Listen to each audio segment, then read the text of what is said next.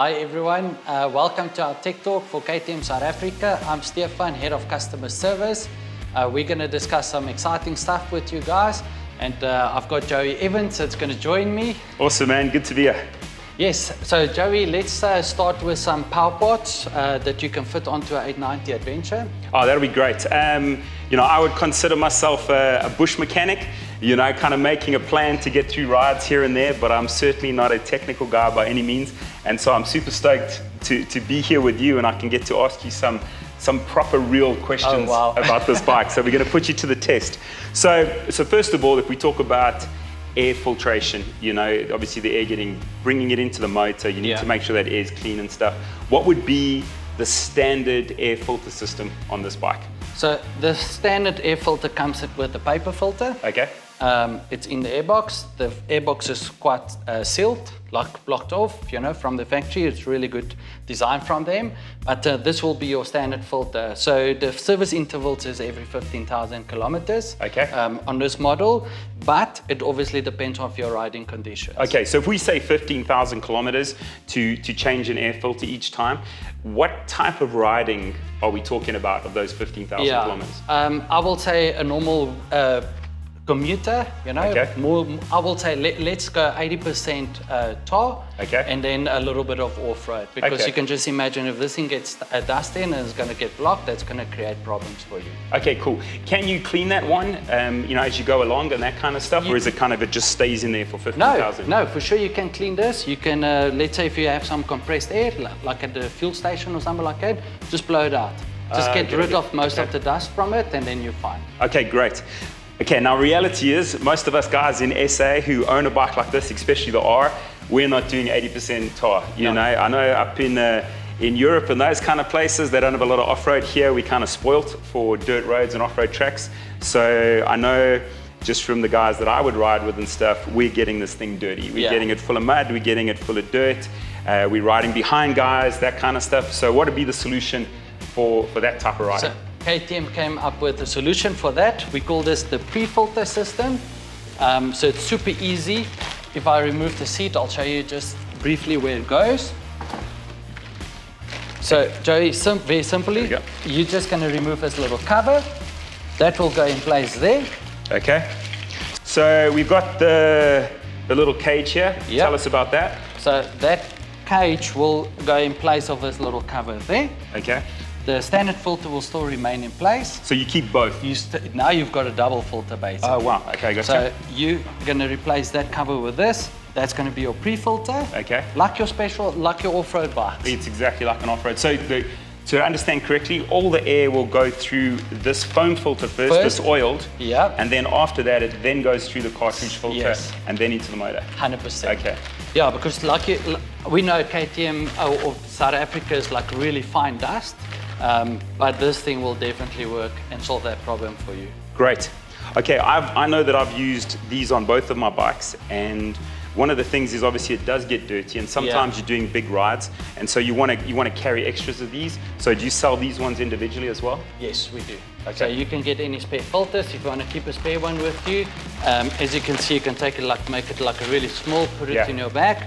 But for sure, this is available as a spare part. 100%. So just a little idea from my side, when I've carried extras of these, what I'll do is I will squish them down in a plastic bag, get them nice and tight, and I'll either wrap them with duct tape, or what I'll do is I'll take a bicycle inner tube and I'll cut little sections of that inner tube and I'll stuff it in there. So it's like this really tight little ball. You can chuck 5 or 6 of those in your bag easy. You don't even know they're there. And it makes it super easy to change on the go, that you're not trying to wash filters in the middle of a trip and that kind of stuff. Brilliant. Okay, other question though. Let's say you drown your bike, okay? You're crossing rivers with your buddies. Suddenly you have a momentary loss of talent. That bike goes down, glug, glug, glug, in the river. Now what do we do?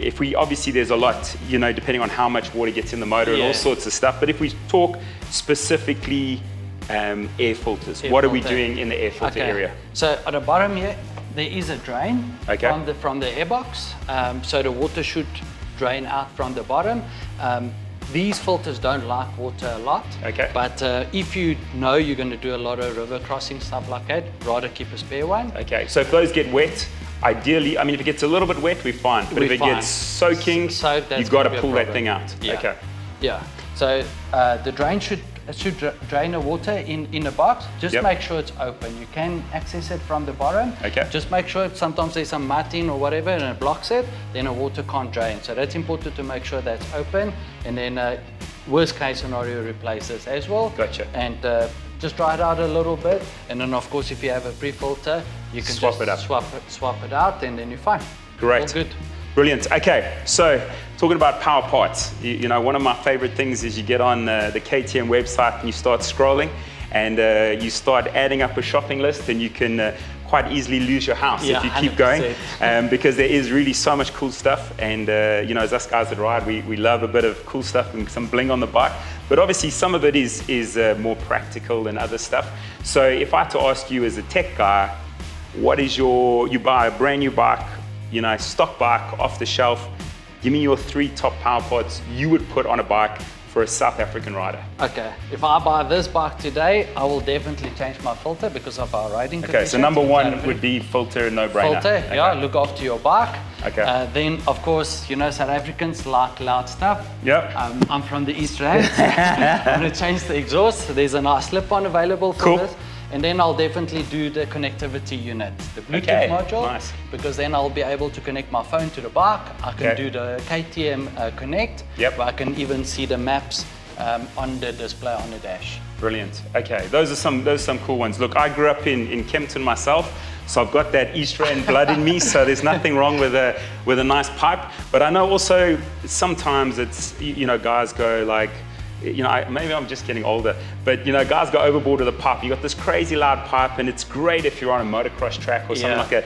But sometimes you're riding in the bush and you're riding in these areas, and if you're riding for day after day on an adventure bike, man, that thing can get just loud and crazy. So you kind of want to find a balance. Yeah. So are there, you know, what would you say with a slip-on?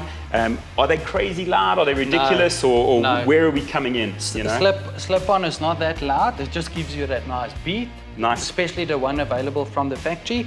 And there is still a cat in the bike. Okay. So that's super important because a lot of guys like to remove the cats. Please don't do that. But just the slip-on is not that loud, but it still gives you that nice beat. Okay, so we add a pipe and you add this air filter and that kind of stuff, but obviously we all know these bikes, you know, they're top-end bikes. You know, you're paying some good money for these bikes. Yeah. So a big concern for a lot of guys is warranties. So when you're adding stuff like, you know, the pipes and that kind of stuff, how does that affect, or firstly, what is the warranty on the power parts, and how do adding those parts affect the warranty on the bike? Yeah, it's quite a big concern, obviously, from the market. But so KTM, with our KTM power parts, any part that you buy from KTM has got its own warranty. So this part, for example, this kit will have its own warranty, which is a 24 months warranty. 24 months on power parts? On power parts. Okay, cool. So nice. Power parts and accessories got a 24 months warranty. Okay. And then the bike itself's got its own warranty. So if you fit any KTM power part onto your bike, it will not affect your warranty on the motorcycle. Anything on the power parts catalog doesn't affect the warranty? No. Okay, cool. And what is the warranty on the bike? So the warranty, Joey, it's a 24-month warranty. Okay. However, on certain models, it actually changed from this year. So we will share some more information later, but it's actually 4 years now. 4 years. I'll go in detail later. Wow. Okay, that'd be good. It'd be great to get some detail on that. So obviously you've mentioned some of your favorite or some of your essential power parts, but we know there's like lots and lots of lists. And when you go into a KTM dealership, you'll see some of those power parts on some of the bikes, but obviously there's so many models, there's so many power parts. You're not going to see everything on a bike at every dealer all the time. So here's the question is, I've had a little squiz at the website and I saw something on there called the configurator, which I gotta say is pretty cool. So tell us a little about the configurator on the KTM power parts. So from KTM.com, you can sit at your own comfort at your house, get yourself a nice cup of coffee, and then go to the website. You can go to the power part section, And then, like you say, there's a little section that says the configurator. You can select your model, like this 890. Okay, and your year and everything? Yeah, okay. everything. Then you can start selecting all your little parts, all your big stuff, like you called it. So it'll give you an actual list of the parts that only fit that bike. You don't have to scroll through tons and tons. It'll just give you for that model. Correct. Okay, cool. So you select your model, the year model, and then you can start adding these little parts to your bike. And you can actually see it. Like on the bike itself? On the bike. So you built it. Oh, so you actually built it from scratch. Okay, cool. I saw it. I hadn't got to play with it yet, but so you can actually see it all on the bike. Okay. You can see all the prices. There's like a little thing that you can even mail yourself the quote or the invoice. Okay. And you can send that to your wife. No, or you can hide it. But either way. Okay, so then you can take that with the whole configurator. You can take it exactly like that. You can take it down to a dealership and you can say like, this is what I want. Yeah. And then it gives you a chance to have a look through everything and really make an informed decision of what you're gonna put on the bike. That's correct. So even on the power parts section, if you don't use the configurator, you can go to the power parts. Then you can also select your model, the year model, and you can see a list of all the parts that's available for that certain model. I saw it also had all the codes on it and everything. Part so number, it really gives it. Part number is there. Okay, there's a little thing on the bottom that you click find your dealers or find your closest dealer. Click on that and you can contact the dealer and ask them if it's available and pricing and things like that. Fantastic. No, that sounds really good. There's I've had a look at it and there's lots and lots you can do, which is always exciting for us bikers. We love it. We love a bit of extras. Yes. So that sounds good. Great. No, that's been brilliant. You know, I've had, like I said, 2 different 890s now, and I must say for me, having the 890R, you know, I come from more of an off-road enduro background, and I had no idea when I moved into the world of adventure bikes what these things are capable of, and not in my hands necessarily, but in other guys' hands.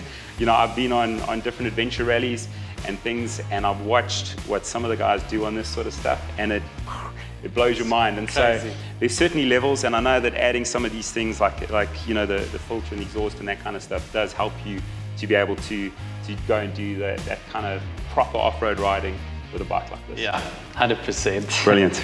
So Joey, I heard you did a trip. Tell me about this trip a little bit. Yeah, so you know, I enjoy a good trip and done some, you know, a bunch of different ones, but probably the biggest one I've done on an 890 was one where I went from Joburg. I kind of did a loop where I went all the way down to Cape Town, through the Bobby Arns Klip and these kind of places, and then from Cape Town up the west coast, through Namibia, right up to the top near Angola, across Caprivi Strip, Vic Falls, down through Zimbabwe. It was incredible, you know. I did a lot of it solo and a lot of it with a buddy as well. So there were times I was alone, times I was with someone else, and we did over 10,000 kilometers. So it was, that sounds amazing. It was honestly, and we wild camped and all that sort of stuff. And that's the biggest trip I would say I've done, you know, on the 890. And in terms of, like you're talking about the filters now, you know, I carried about 3 or 4 filters with me, and I would just change them up often every day if I was riding with my buddy, because sometimes I'd be riding behind him, and I found if I'm riding behind him on dirt roads and stuff, all the dust. then it builds up and you want to change it every day. But on the days I was riding solo, I would ride like 2 or 3 days and I'd open it up and the filter's still good, because obviously that dirt's all coming behind you, you're not sucking it up, and so could get away without changing it every day then. In terms of the exhaust and stuff, I ran the stock exhaust. You know, I just kept it standard, and for me that was really great. You know, I wasn't in the East Rand, I was far away, so I could get away with that with still having street cred. But yeah, and it was but certainly in terms of the filter, I was fine with that. There were times we had some rain and that kind of stuff, and it was fine. It was perfect. You know, there was no problems with the. Obviously, if you, like we said earlier, if you drop it in a river, you got problems. But a bit of rain and stuff, honestly, no problems with that. So I must say that I'm a big fan of the pre-filter, and I think, like you mentioned, as your number one, I'd put it as my number one as well, in terms of the perfect or the best, most important, shall we say, power part to add on straight away on a new bike. Pre-filter. Sure. And make sure it's fitted properly as well. 100%. And you did more than 10,000 kilometers. Yeah, that's it. Yeah. No, it was really good. I broke it up because I'd leave my bike and then I'd have to head home, earn some money again, save up, and then go again. But yeah, it was certainly one of those moments. I mean, you know, most of the guys out there have done trips, and you'll know that it's hard to make the effort to go and do one, but you go and do it and you never regret. You're never gonna lie down there one day and go like, hey, I wish I'd done less trips. Yeah, very cool. So Joey, just to finish off, I want to share some really exciting stuff about the warranty from KTM.